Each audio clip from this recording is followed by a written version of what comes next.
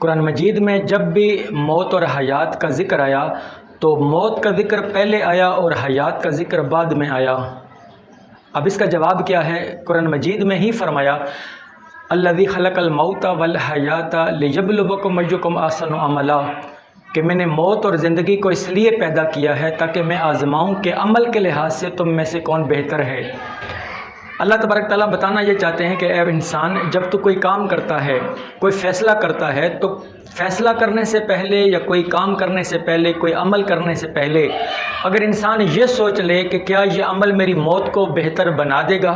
کیا یہ عمل میری آخرت کے لیے بہتر ہے، میری آخرت کے لیے اچھا ہے، تو جس نے معیار جینے کا یہ بنا لیا کہ اگر وہ عمل اس کی موت کو بہتر کر دے گا تو وہ عمل کر لے، اور اگر وہ عمل اس کی موت کے لیے بہتر نہ تھا، آخرت کے لیے بہتر نہ تھا، اس نے ترک کر دیا، تو جس نے معیار جینے کا یہ بنا لیا تو اس کی دنیا بھی سنور جائے گی، اس کی آخرت بھی سنور جائے گی۔ اب وہ لوگ جو فقط دنیا کو پہلے رکھتے ہیں، کوئی کام کرنے سے پہلے، کوئی فیصلہ کرنے سے پہلے وہ فقط دنیا کو دیکھتے ہیں، کیا یہ عمل میری دنیا کو سنوار دے گا، تو نہ ان کی دنیا سنورتی ہے اور نہ آخرت سنورتی ہے۔ تو اللہ تبارک تعالیٰ قرآن مجید میں موت کا ذکر پہلے کر کے اور حیات کا ذکر بعد میں کر کے ہماری توجہ مبذول فرمانا چاہتے ہیں کہ اے بندے، تو کوئی بھی عمل کرے تو موت کو پہلے آنکھوں کے سامنے رکھ کہ کیا تیرا عمل، تیرا فیصلہ تیری موت کے لیے بہتر ہے۔ اگر وہ موت کے لیے بہتر ہے تو وہ کر لے، اگر موت کے لیے بہتر نہیں تو اس کو ترک کر دے۔ تو جو اپنی زندگی کا معیار یہ بنائے گا، جو اپنی زندگی کا پرنسپل، اصول یہ بنائے گا، اس کی دنیا بھی سنور جائے گی، اس کی آخرت بھی سنور جائے گی۔